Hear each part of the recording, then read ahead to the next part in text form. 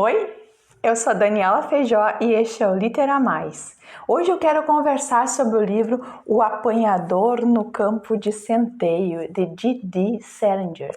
Esse é o tal livro que gerou polêmica porque era o livro favorito de Mark Chapman, o cara que matou John Lennon? Verdade que o livro foi encontrado no bolso do assassino da atriz Rebecca Schaeffer? Lee Oswald, assassino de Kennedy, também era um fã da obra? A obra O Apanhador no Campo de Centeio foi proibida por anos nas escolas dos Estados Unidos.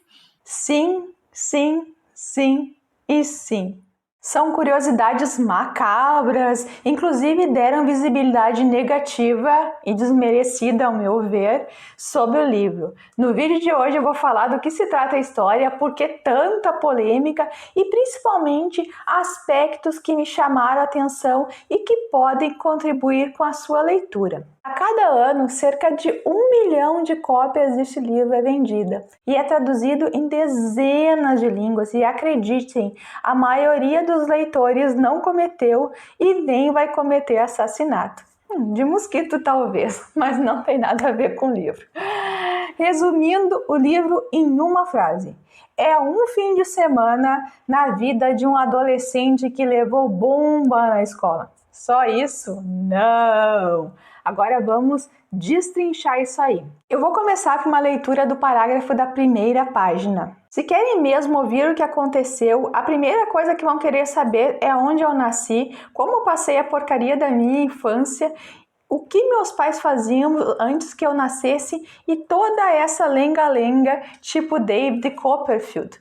Mas para dizer a verdade, não estou com vontade de falar sobre isso. Em primeiro lugar, esse negócio me chateia e além disso meus pais teriam um troço se eu contasse qualquer coisa íntima sobre eles. São um bocado sensíveis a esse tipo de coisa, principalmente meu pai. Não é que eles sejam ruins, não é isso que estou dizendo, mas são sensíveis para burro e afinal de contas não vou contar toda essa droga da minha autobiografia nem nada. Só vou contar esse negócio de doido que me aconteceu no último Natal, pouco antes de eu sofrer um esgotamento e de me mandarem para aqui, onde estou me recuperando. Foi só isso que contei ao DB, e ele é o meu irmão e tudo. Ele está em Hollywood, não é muito longe desse pardieiro e ele vem me visitar quase todo fim de semana. Quando eu voltar para casa, talvez no mês que vem, é ele que vai me levar de carro. Então, pessoal, o carinha aqui, o Holden Caulfield, narrador em primeira pessoa, já mostra que não é uma narrativa tipo David Copperfield, de Dickens, o que de cara mostra que o autor, o D.D. Salinger, prepara o leitor para uma jornada diferente, e o que de fato foi na época, deu voz de primeira pessoa com todas as gírias e pensamentos típicos de um adolescente, inclusive uma escrita muitas vezes ingênua, cheia de explicações e que não deixa de ser muito divertida, muito honesta e tocante também. E teve crítico que pegou pesado nisso quando o livro foi publicado. O Salinger, um escritor profissional, emulando escrita amadora e fazendo isso bem o tempo todo, com domínio absoluto, o que coloca um realismo na personagem simplesmente genial. Outro ponto desse parágrafo de abertura que já vi passar despercebido por muitos bons leitores, que o Holden está num sanatório, se recuperando de um colapso nervoso e será levado de volta para casa em setembro. O seu irmão mais velho irá buscá-lo. A partir deste ponto, ele fará uma retrospectiva de como foi expulso do internato. Pensem o que ele fez nos dias seguintes à notícia da sua expulsão.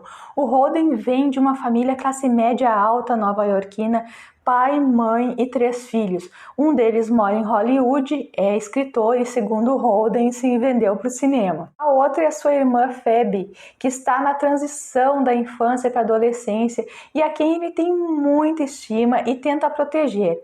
O terceiro filho é o narrador, o Holden Caulfield, que mora numa cidade vizinha no internato durante o ano e passa o Natal e as férias com a família. O Holden também essa família teve um quarto filho aí, que ele teve um irmão que morreu de leucemia lá por volta dos 11 anos de idade, e de quem ele ainda vive, de certa forma, um luto. Então ele cita o irmão em diversas passagens, e a luva de beisebol do irmão, que deixa para ele ali, é quase transformada como um objeto sagrado. Pois o Holden tomou bomba em quase todas as matérias no colégio, e antes que a bomba explodisse em casa e na sua cara, ele resolve dar um tempo aos pais para assimilarem a ideia, fugindo, na verdade, uns dias antes da escola e passando secretamente um final de semana na sua cidade lá em Nova York.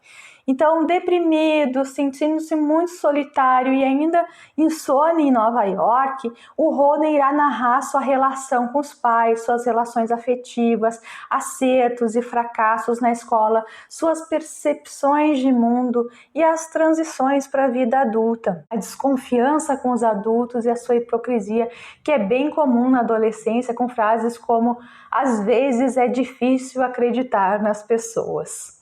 Mas temos aqui mais um elemento que a gente vai descobrindo: as situações nem tão boas assim vividas por Holden, e o leitor pode criar um vínculo com a personagem. Se num primeiro momento ele mais parece um rebelde sem causa, depois a gente entra na problemática da personagem e começa a compreender as suas motivações. Ele mesmo chega a dizer: é difícil falar comigo. Tá, mas o que isso tem relação com os assassinatos, aquelas coisas de serem encontrados lá nos bolsos dos assassinos, né, nas pertences, e os assassinos francamente dizerem que gostavam muito do apanhador no campo de centeio?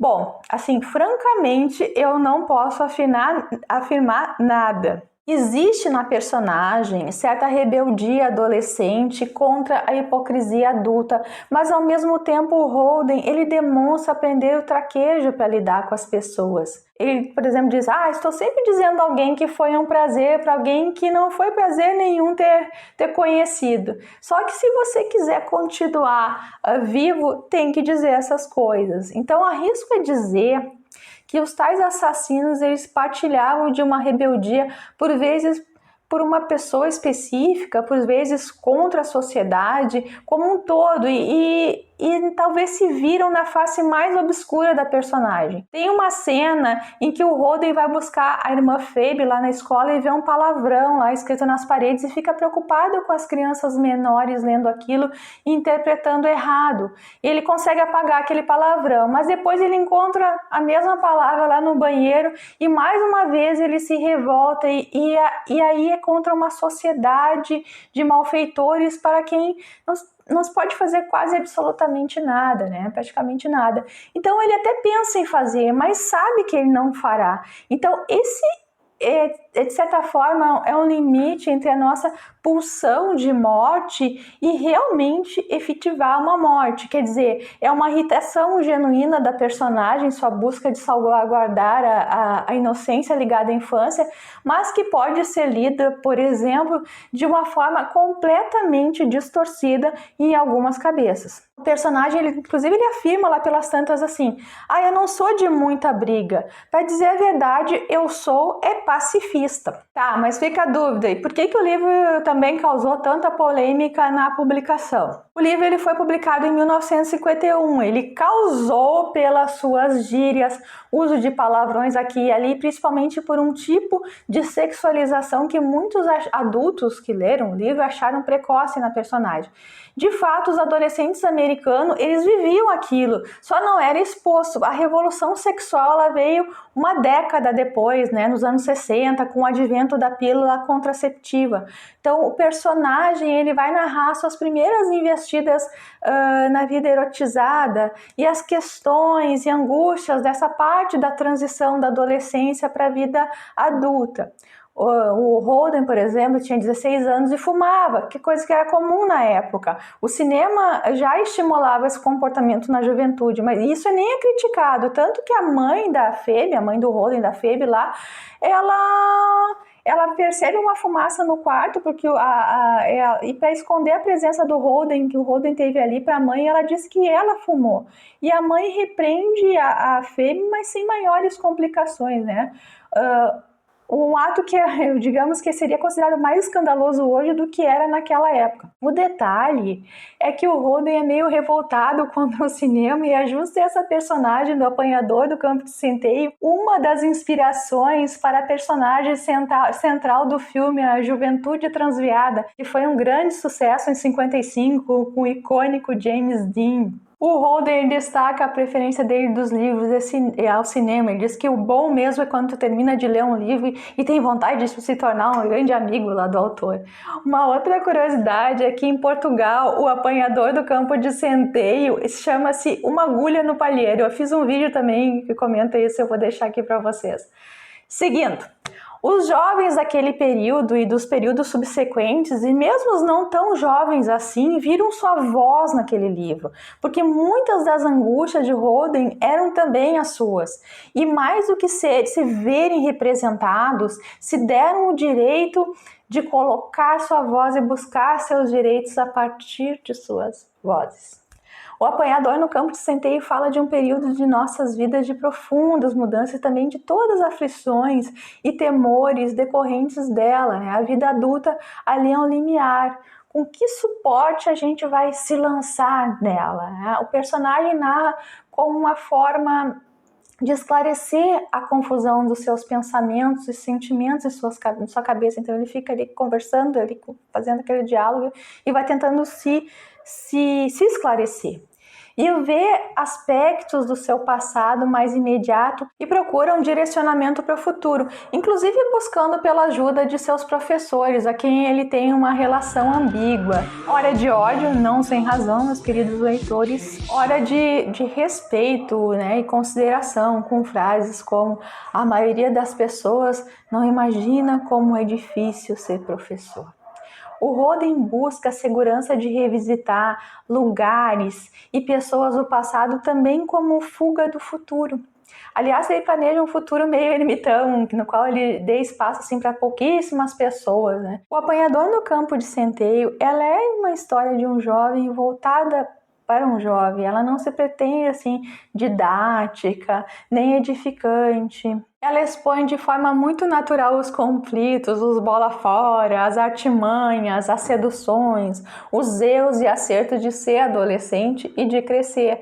O Holden, ele se preocupa com coisas aparentemente insignificantes para a maioria dos mortais, como para onde que vão os patos do lago do Central Park no inverno?